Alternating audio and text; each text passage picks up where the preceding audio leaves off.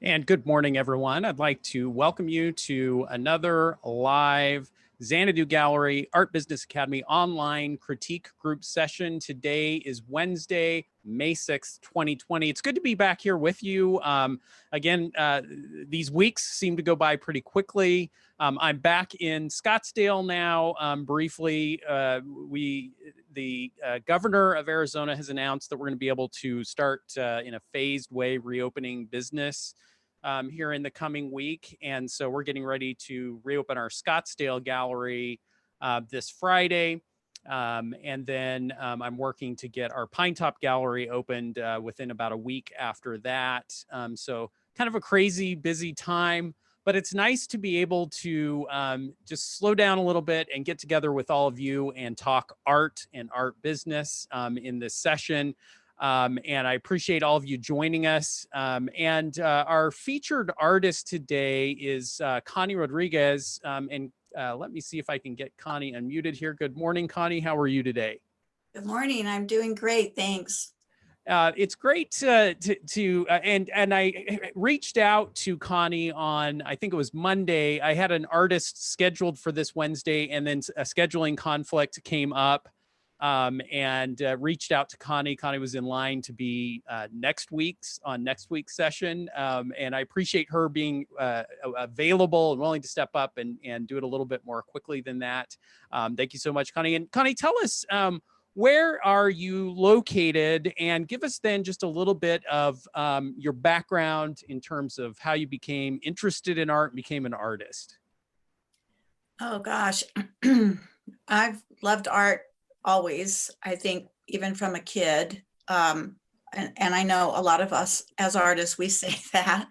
I was pursuing an art degree in 1984, and I did finish that, but then when you were just 2 years old at the time. No, I wish, no. And then I thought, oh my God, I'm not going to be able to earn a living. So I also pursued a psychology degree. So I graduated with both. And then I went into private practice. I did art processes all those years, which I won't tell you how many, but it was a lot.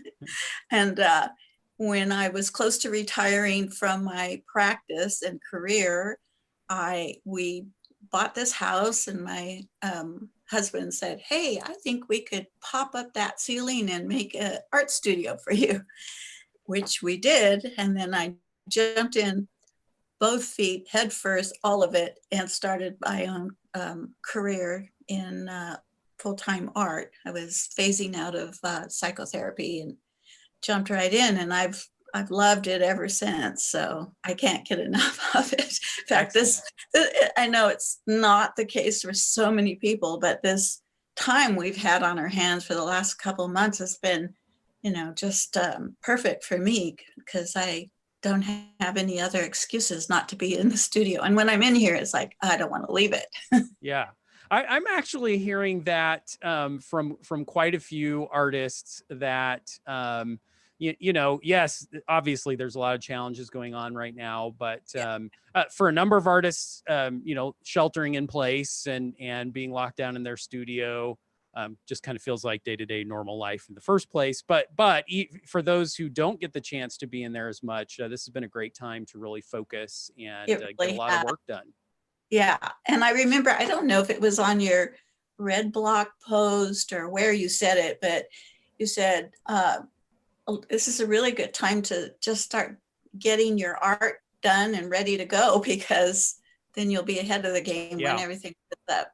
Absolutely. Yes. And Connie, where is your studio located? Where are you? Yeah, I'm in Northern California. I'm in a little town called Auburn. It's midway between Sacramento and Lake Tahoe. It's in the foothills, and it's a really beautiful scenery here. The art community that I live in, they're very interested in making Auburn an art destination place. So that's good. We are a stop off for people traveling up to Lake Tahoe and from Southern California. So the little co-op that I'm in, that's been there for 25 years, I get to meet all kinds of people who are from out of the area and stop in and have lunch and then hopefully buy something. Yeah, absolutely. And so talk about that a little bit. What have you done in terms of, you mentioned you're showing a co-op. Where else have you shown and Yeah. sold your work, and kind of what has your art business looked like? Yeah. So before I started doing art, I always did a blog in the area of psychotherapy, and I've kept that blog up, adding slowly art to it, but more sort of an emotional um, look at what happens when you have art or you do art or you're creative. So I've always tried to encourage people to be creative, even if it's not in art, it's in whatever. So that I have that still. I have that newsletter or blog that I know there's a little difference, but I'm old school. I call it a newsletter still. Anyway, so I do that. I have my studio, and I've been on studio tours here and other areas. I had a solo show a couple times in the past.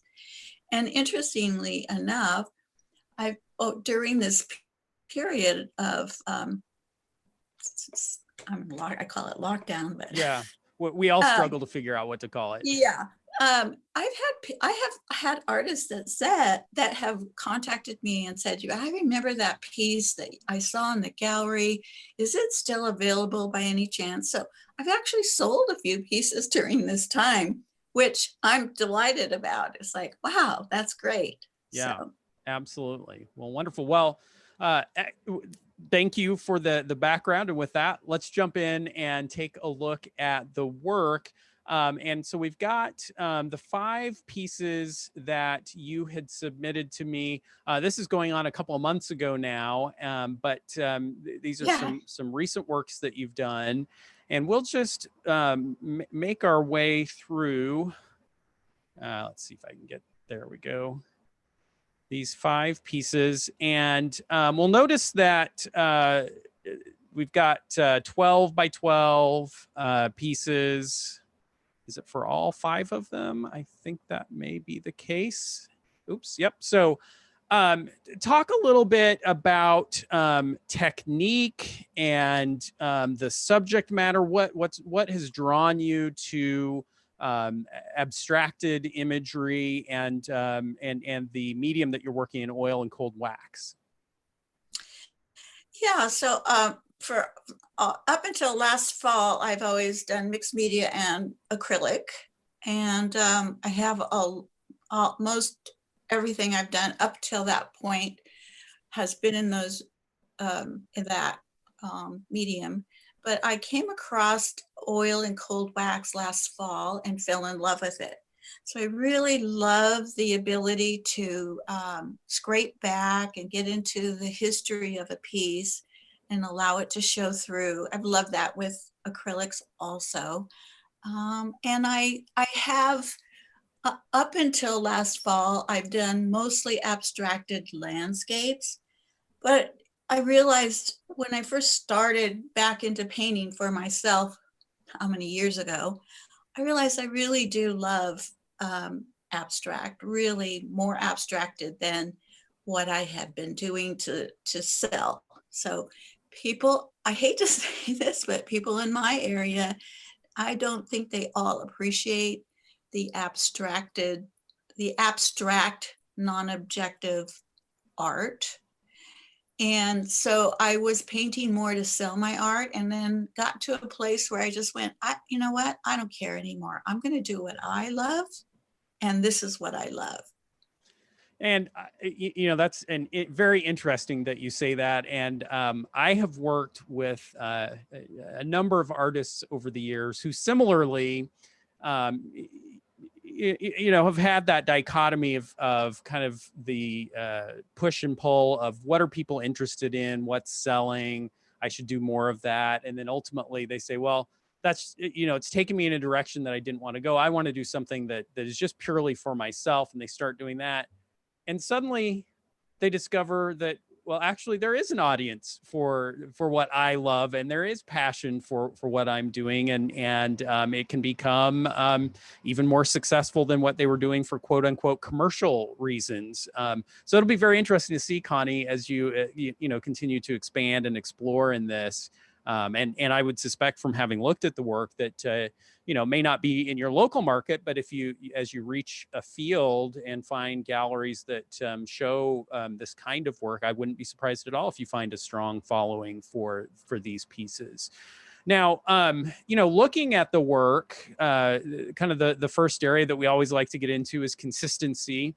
And so I'd love to throw it out to our panelists to get your feedback, what you feel in terms of the consistency of these 5 pieces. Now, granted, as is always the case, we're looking at a pretty limited sample of work, but as you look across these 5 pieces, do you feel that the work is consistent? You know, if you were to see these pieces on display in a gallery, would you have a pretty good sense that they had been done by the same artist? And so any of you who are in the panel who want to hop in and comment on that, I'd love to get your input. If you want to throw a hand up to let me know. And if I don't get a volunteer, I'll volunteer you and pull you into the conversation. But what are your thoughts in terms of the consistency of Connie's work? I've got Judy. I saw a tentative hand there. I'm going to go to you. Let me unmute you there. Oh, I think we crossed purposes there. Oh, you may have to unmute yourself, actually. There we go. I think I've got you. Good morning, Judy. Good morning. And so what do you feel in terms of the consistency of these pieces?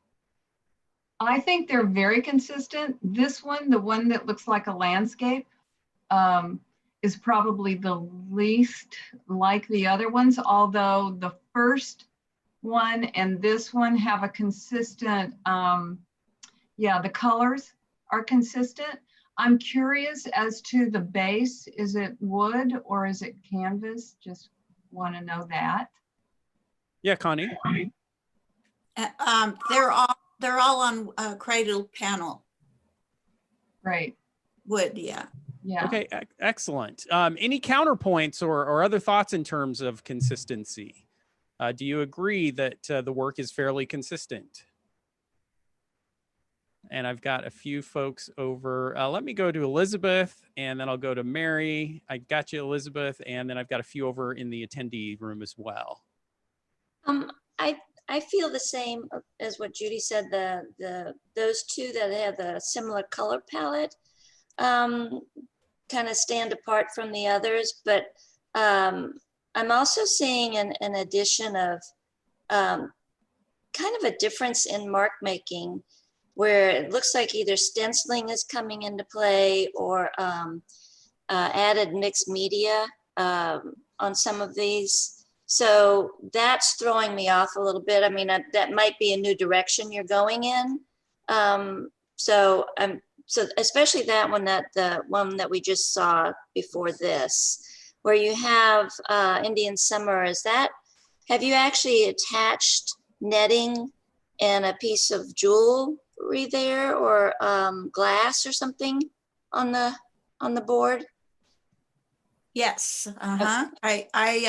There's another piece in there also that has some paper in it. I think it was maybe the second one down. I really love that one. Yeah, I love working with mixed media, so I've been trying to see what that looks like using oil and cold wax. And so the medium should have mixed media on there, because you're using more than oil and cold wax. You're actually in a mixed media vein rather than just the oil and cold. So that's the only thing that I see. That I don't know if that's new for you, if you're going off in that direction. And it's really cool looking. It intrigues me and pulls me into it quite a bit, but it's a little bit different. Thank you. Yeah. I bill myself as a mixed media artist, and it's kind of hard to put all that down as your medium. Yeah, that's the beauty of mixed media, right? What does mixed media mean? Well, everything. Yeah, it is a good catch-all. Let me go to Mary. I think, Mary, you also had a comment. I do. I really found all these pieces really exciting. And I also read on the internet that you name your pieces before you start painting. And Yes. I find that a really great idea. Usually that's the problem at the end. But as far as these, I like I feel like it's consistent. Though I did not realize when I saw it online before now, seeing it very close, that you are using collage elements in it. And the one that's up here right now, which the fall colors, I particularly adore. I wish that the leaf didn't look so much like a stamp or something there. I just think it's a strong piece all around. And then I think that, and I don't know if that has something to do with the psychological part you were expressing or not. Yeah, there are a couple of things there that I'd like you to comment on, Connie. First of all, the titling process. Talk a little bit about that. How, if you come up with the title first, is that then kind of driving the composition? And then also, I do think it's really interesting knowing a little bit of your background. How does your background in psychology play into the compositions and techniques of the pieces that you're creating? Thank you for asking that. So yeah, I collect titles. So I might hear a title in a song or on a street corner, on a name of a street sign. Yeah, wherever something hits me, I write it down. I just keep a list. And then when I'm ready to paint, I'll go through that list and decide, well, I'm going to use this title. And then I'll start painting from that. Now, I know that this part of it may be really different to hear about, but I've studied archetypes and Jungian psychology my whole life. And so I am always thinking about the archetypal meaning of something. So I do incorporate it into my work, but if you're not familiar with what that's about, it probably wouldn't resonate with you. But I want to tell one quick story. Sure. I was in Sedona and I saw a street name called In the Back of the Beyond. Yep, that sounds like Sedona. Absolutely. And I loved that street sign.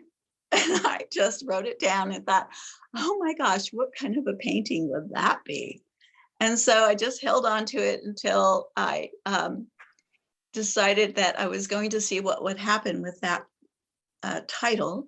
I usually begin all my work making backgrounds, so lots of depth and lots of backgrounds before I actually do anything on it that would be an image. So that particular piece ended up had sort of looked like a Colorado mountains with a cabin and a lake, kind of, because it's very abstracted.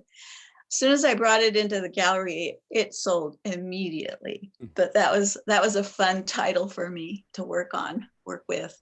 Now that's interesting, Connie. We had a sculptor on 3 or 4 weeks ago, similarly mentioned Jungian archetypes, and similarly had gained inspiration in Sedona. So we may be falling into somewhat of a theme here unwittingly, but very cool. And by the way, I've mentioned this before in these sessions. Those stories, that story that you just told, and your background and experience really does add dimension to the work. And as you're having an opportunity to show the work in galleries or at art studio events, having artwork statements, talking about your background and experience, and even if someone's not familiar with archetypes or the background that you're mentioning, they still will be fascinated by that and maybe inspired to learn more. And just adding those dimensions gives potential buyers more meat, let's call it, as they're looking at the work, and more engagement. As we can engage collectors on multiple levels, visually and intellectually, and engage their other senses, I find that really does really moves someone from a casual interest into a purchase. I did have several comments on consistency that were submitted via form. Linda from Scottsdale says, I really enjoy the work. The first 3 pieces have a consistency demonstrated by the zigzag line, and the 2 autumn pieces are a slight departure. That said, I still enjoy the grouping, although I'd have difficulty, that to me, it would be hard to tell that they were done by the same artist. Now that's interesting, and I want to comment on that, and I think we're going to come back to it when we look at presentation. Certainly among these 3, we kind of do have 2 distinctive feeling groups, I would say, that seems to have come out in our conversation, kind of the autumn colors and then the cool color pieces. But I think when we come back to talk about presentation, I can show that we can tie those all together, and could show them together if we just kind of think about the narrative and how they're displayed, which we're going to do right now as we get into presentation. So Connie, when these pieces were submitted, you mentioned a little bit about the format, and kind of there was a question mark about how you were going ultimately to present them. Talk about that a little bit. Talk about the cradle panels that you were using and what you ultimately ended up deciding in terms of presentation. Yeah, so I was not happy with the width of these pieces. I really wanted to see them in a wider formatted presentation, and so in other words, a deeper. Yeah. So I had some frames made for these sizes, and they do have a deeper side view. So I really like how they look in the frames, and they're about 1.5 inches, I would say now, as compared to this what I originally showed you. Yes, and so this is another interesting question, a question that I run into a lot from artists in terms of presentation. If you're not framing your work, can you present and sell it? For some artists, it's a box stretch canvas, or for others, it'll be on panels like these. And as I look at this image, I actually have worked with artists who have used something very similar in a raw format like this, letting the wood show through, or maybe they do a coat of varnish on the sides to add some depth. And it can work, absolutely. I've sold a fair amount of work that way. The challenge is, and I'm not seeing it so much on the front one, but I think I'm seeing it more on the back one in the background there, is that, boy, it becomes difficult to keep those sides clean. Paint has a tendency to get where you don't want it to go. And I think that keeping the sides consistent and clean and presentable is very important. And then the other thing is that the more depth we can add, the more visual weight the piece will have, and the more it will feel complete and presented. And so I would be a little bit concerned on the depth of these ones. Now, they're 12 by 12 panels. And so, certainly you could argue that that this depth could work there. But again, I would think that I might suggest that we would have wanted to either, as I say, varnish the sides or paint them a solid color to create a clean presentation. And Rebecca, I see that you've got a comment here. Let me go to you first, and then I'll go to Remy. Good morning. Good morning. So Connie, as another fellow cold wax artist, I totally understand how you want to present this and what it looks like. And going back to, you were thinking about needing to go to the deeper depths, and I totally agree. I think anything up to about a 12 by 12 or so looks fairly good in a 1.5 inch. when you do the sides on something that small that looks good. But above that, I would bump it up to 2-inch depths. And that's what I'm using on my pieces. And then are you waxing the sides at all? Are you doing something to coat the wood? Because I know when you tape it beforehand and pull it off and it's nice and clean, it's always good to add something to the wood. So you could use cold wax or Johnson's paste wax or something, and it gives that wood a really nice glow. Are you doing that? Yes, yeah, my finished pieces always have the wax on the wood sides. I just started showing my work with the wood instead of painting the wood. And I'm trying to keep everything in this present. I'm presenting all my work now with that raw wood look, but I am waxing the sides. And I do use tape. Some of you said put tape on. I do that. If there's any paint that comes off, I sand it off, you know, on the side. Okay, excellent. And I know that the two galleries that I work with, they appreciate that raw wood side. I had a few of my earlier pieces that had painted sides and they were fine with that, but I wanted to be consistent. So when I went to the raw wood, I just kept it at that. And they liked the fact that it makes it bump out and pop out, but that it also looks like it's framed.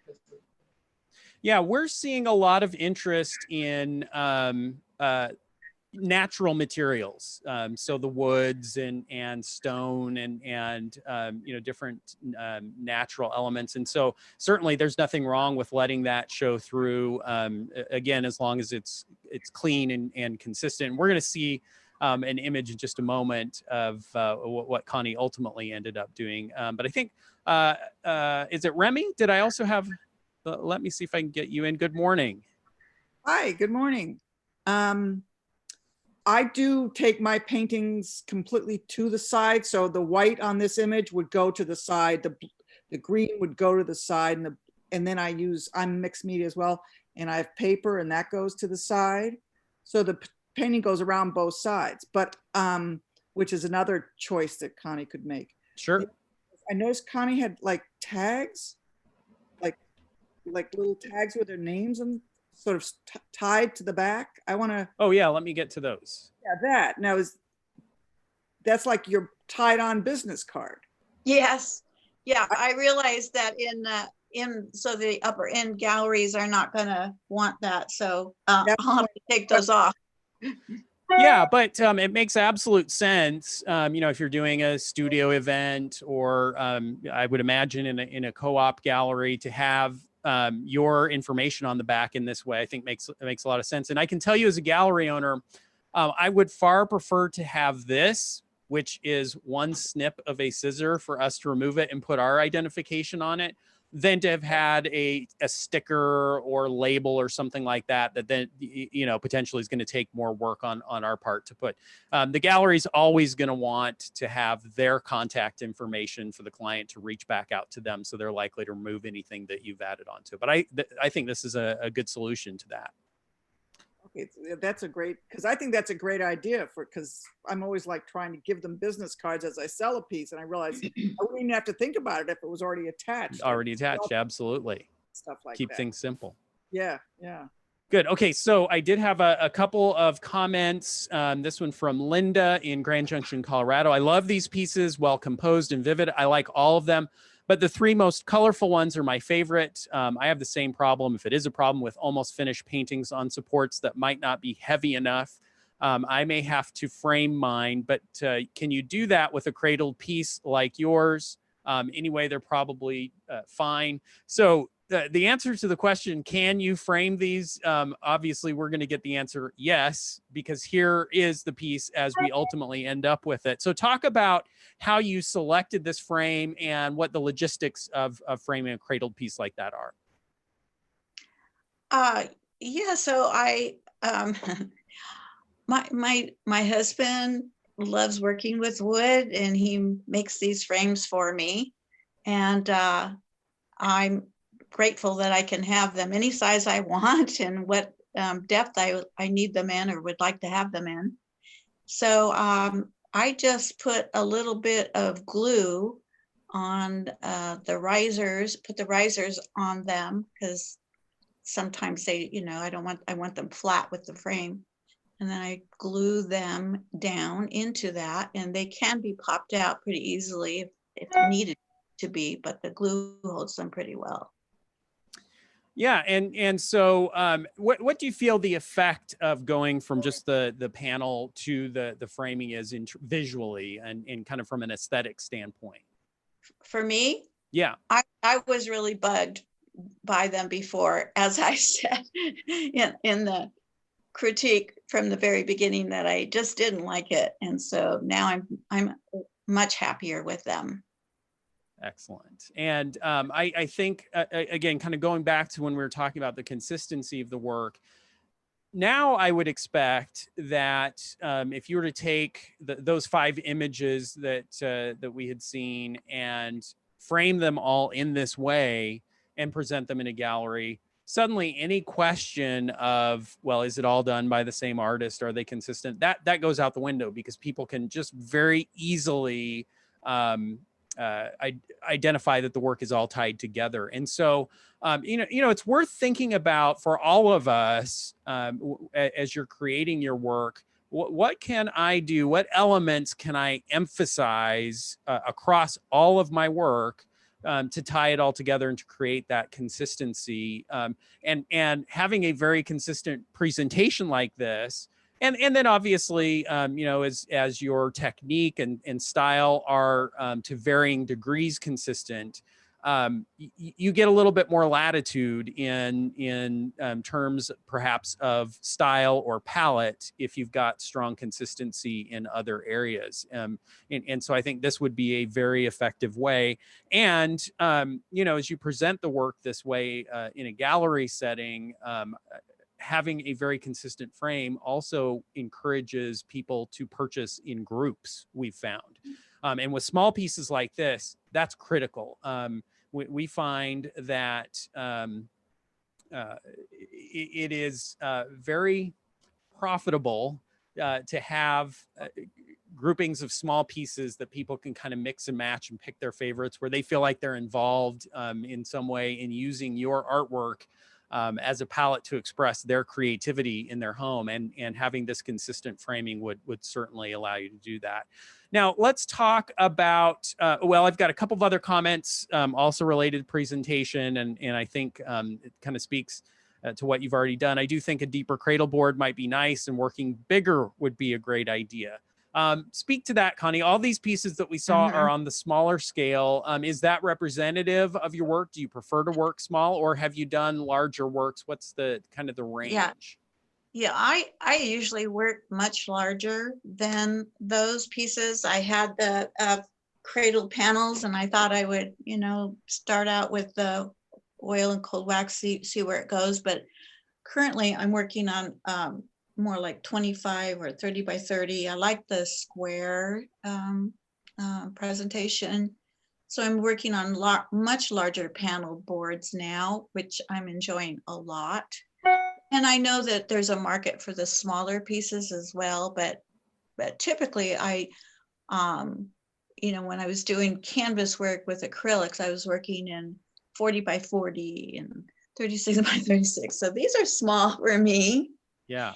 But it's not what I'll continue. I'm now in my studio working with larger formats to.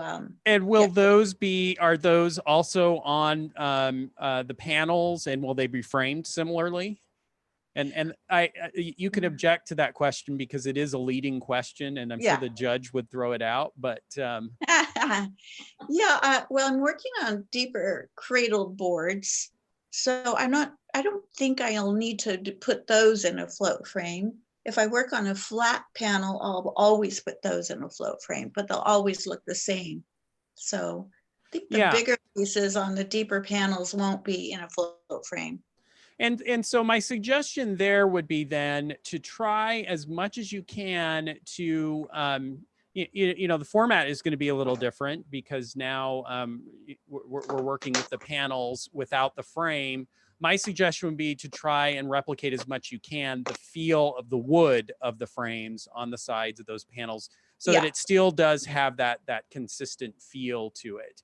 Yeah. And you know, I think that would then kind of resolve the issue of making sure that the work all works well together. And the other thing is, and you've already said it, is having kind of a range of different sizes. Um, it's a recommendation that I'm constantly making to my artists. Hey, what do you think about pushing a little bit to the larger size, or maybe doing some smaller work for us? We find that if we can show a variety of different scales of work by an artist, you know, not only does it potentially give you different price points that you can work with clients, but also it just creates it kind of draws viewers in to see that push and pull of the different scale and different sizes. So a lot of galleries will respond to and appreciate having that option to show a couple of different sizes and image. Let me get to, and I think these are all kind of in the same vein. Julie says, I especially like the last two works and think that all work would also look good on a larger scale. So there's that comment again. If you plan to leave the edges of the board raw, not painted, I would consider a deeper board. And if I weren't going to set the paintings down into a frame, the cradle, I would likely paint the edges.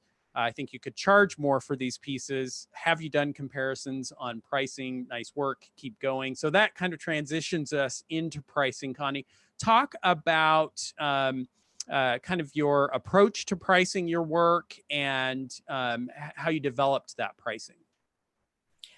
Well, I'm taking your course, and we already did the one on pricing. I've been going to galleries. Recently, I was in Sedona and went through the galleries and made notes about pricing. I see that I'm way underpriced, actually.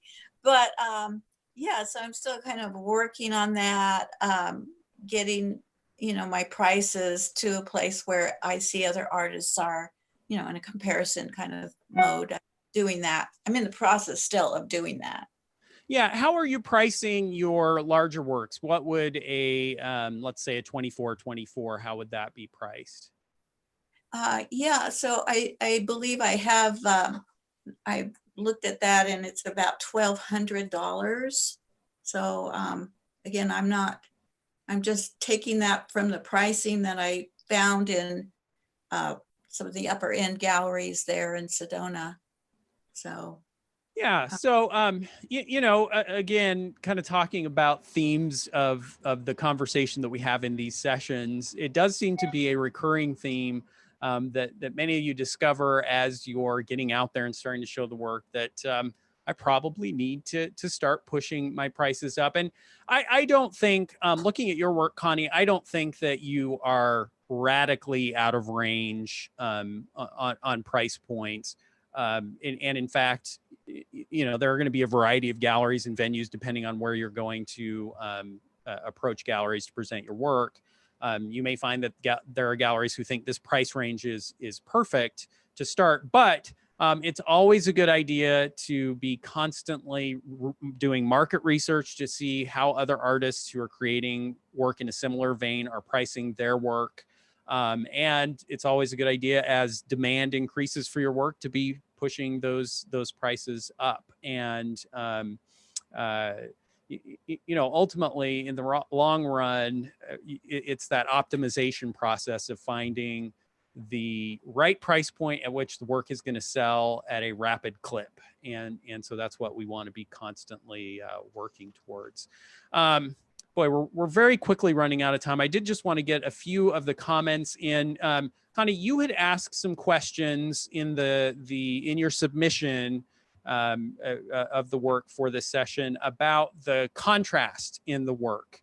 You know, the values of the different work. Was there enough contrast there? And Jane responded to that and said, on the question of contrast, personally, I don't find anything wrong with an exploration of middle values. Say on a value scale of 1 to 10, of 4 to 8 or something like that. I relate it to music in the way that a range of cello might relate to the range of a violin. Perhaps this is a direction of your work or a body of work that might be in the future. I think it may be problematic to focus on only one work rather than an entire body of work in asking this type of question, because my experience has been that I can back myself into a corner this way instead of trusting my own experience, especially in the matter of palette and color.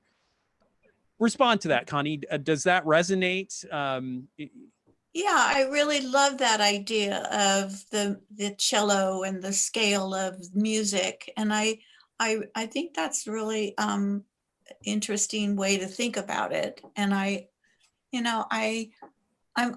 when I critique my own work, I'm always looking at what don't I have? Do I need, if it's more angular or grid pattern, do I need something curvilinear in it? Or, I'm always asking that question, what does it not have that I might want to add to it? So I think when I put that question in, I was looking at my work thinking, do I have enough contrast? And I do put all of my work in a black and white. I want to edit my work. I always look at it through all that value tones with the black and whites, so I can look at that as well. Yeah, so I like that answer, and I don't usually think about it very much when I'm working, but afterwards, when I'm in that critique stage, I'll look at it and say, what does it need? Does it need more contrast? Does it need different values, different line work, that sort of thing? And that speaks to exactly Marianne De La Roca's from Maryland suggestion. She says, I happen to love oil and cold wax.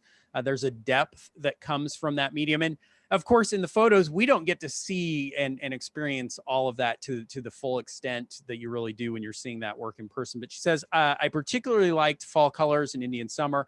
I think the rich colors work very well. On between here and there, I took it into my iPad photo editor and changed it to black and white. That told me you need more contrast. I then dropped it into Silvertone and felt it looked good.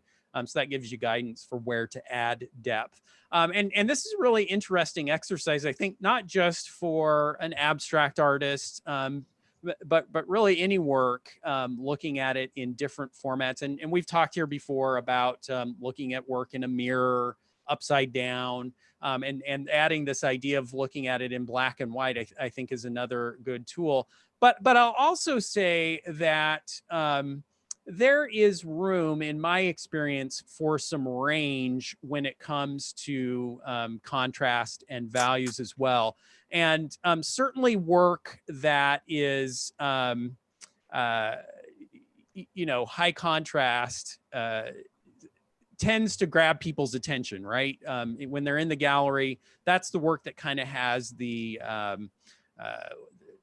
for lack of a better way to say it, kind of a whiz bang effect where it's going to stop you or draw you from across the gallery space.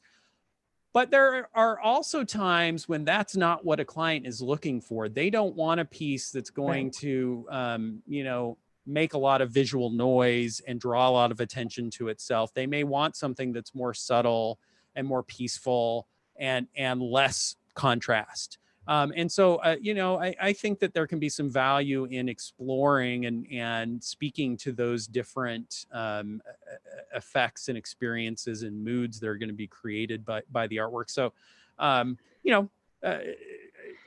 we're always willing to experiment and show new things and see how our audience and clientele respond to it. Not a bad idea to have some range in terms of the different values. Any last thoughts on that, Connie, or kind of what your thinking is going forward in terms of contrast and values? Yeah, I think that it's really important for me to always look at that when I, I'm sort of at that place of doing critiquing, to put that in my editor and look to see how the eye follows the different contrasts and values and so forth. I also want to say the one piece in this series that I couldn't stand, I painted over it completely, was the sort of landscaped one that I think it was called Winds of Time. I just was. Let me see if I can bring that up. I couldn't do it. I painted over it. It's no longer there. Was that this one? Yeah. Now, isn't Yeah. that funny, Connie? I'm just gonna tell you right now. This was my favorite piece of the Oh, no. of the 5 pieces. So, which that's you know, funny. ultimately, you do have to be happy with the work and go where you want to go, and That's funny. inevitably that's gonna be what ends up happening. But that's Yeah. Yeah, it was there you really go. you're working with the abstracted landscape, and I just don't. It doesn't match my work. I mean, Right. yeah, I can do things out of my, I can do a lot of things that don't look like my work, and I think this was one of them. I was experimenting with the abstracted landscape, but I didn't like it.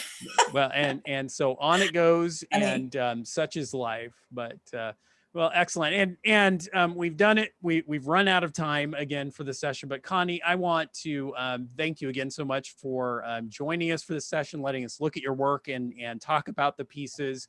We'll look forward to seeing new work that you're doing and staying in touch that way. Thanks so much for joining us. Yeah, can I Thank you. just one question? course. Are the chats available for me to review after we're offline? I sure wish that they were. This is Oh, darn. this is a shortcoming of the Zoom platform that we're using. I believe there is a way that somehow you can archive the chats, but we have not figured it out yet. So unfortunately, they're okay. going to disappear. Thanks for everyone for throwing the comments into the chat, and we'll look forward to having y'all join us in a future session. I do need to mention that it is likely that we will not have a session next Wednesday, as we're getting back into gear here in Scottsdale, and I'm getting ready to take artwork up to Pine Top. Next week is shaping up to be a little bit too crazy. So keep an eye out for an email. If there's no email next week, there's no session. And then hopefully everything will be lined up for us to be back together 2 weeks from now. But thanks again for joining us, everyone. Yeah, just want to say thank you to everybody who's been commenting. I appreciate it a lot. Thanks. Yes, and thank you, Connie, and thanks for everyone for joining us. Take care and have a great week and weekend, and we'll be in touch soon. Thank you. Bye now.